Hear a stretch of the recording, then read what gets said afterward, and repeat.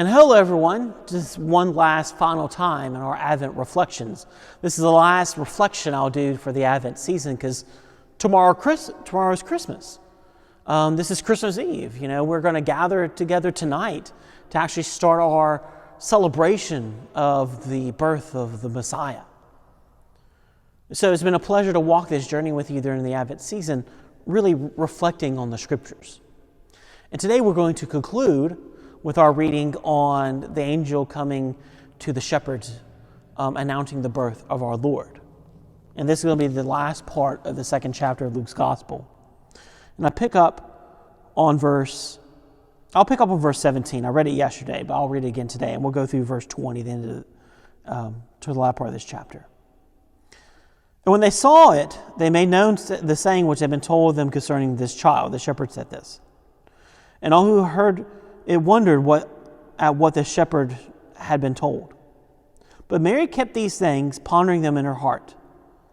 And the shepherds returned, glorifying and praising God for all they had heard and seen, as had been told to them.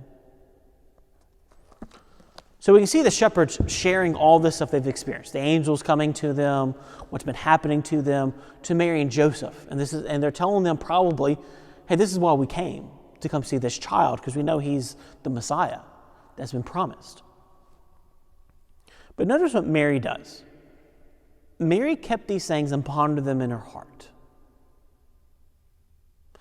There's a lot of things that happen in our lives.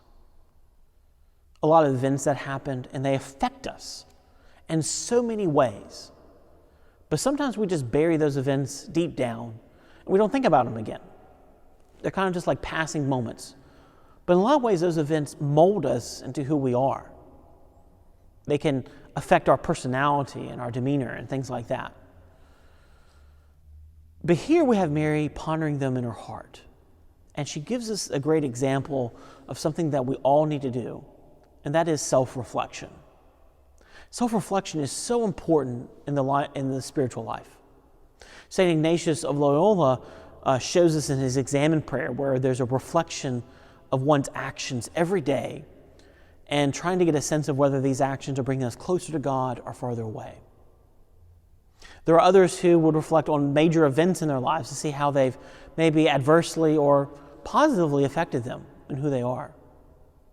People need to reflect on their wounds that they've experienced, but also reflect on joyful moments too, so they never forget them.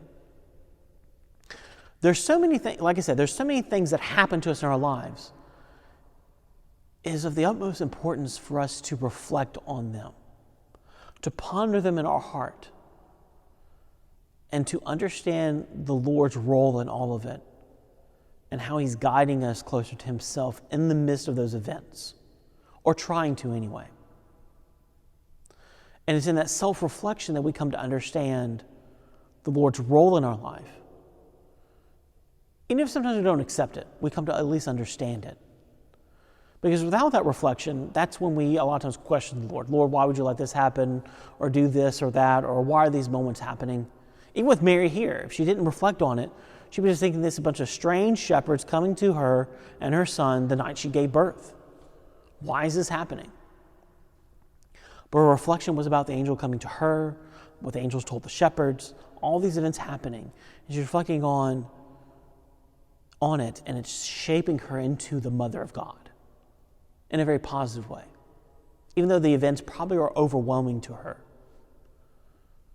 So it's a lesson to us. There's going to be moments in our lives that are going to be overwhelming. There's going to be moments in our lives that are going to be hurtful. There's going to be moments in our lives that are going to be great moments, but we're going to be so busy we might miss them.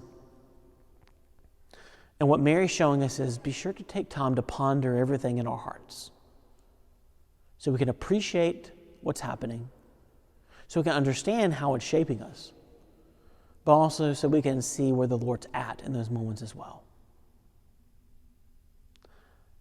So I hope you had a great Advent season. I hope you have a blessed Christmas.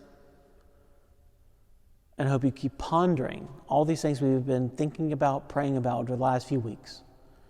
Continue to ponder those in your hearts for the rest of your lives.